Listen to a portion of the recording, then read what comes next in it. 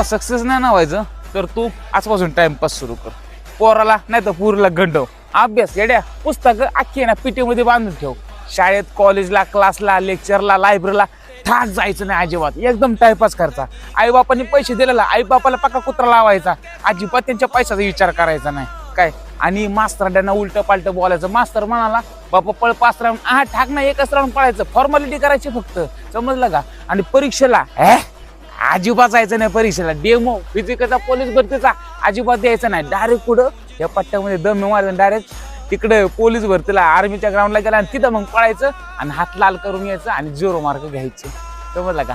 अभ्यासाचं नामोनिशाण डोक्यातून काढून टाकायचं. जर तुम्हाला सक्सेस व्हायचं असेल ना तर ह्या गोष्टी सोडून द्यायला लागतात तुम्हाला. समजलं का. बदला विचार बदला आयुष्य बदलल. 12 महिने घासायचे 12 वर्ष घासायचे नाही आपल्याला. मजबूत बना त्याच्या आईला. जय महाराष्ट्र.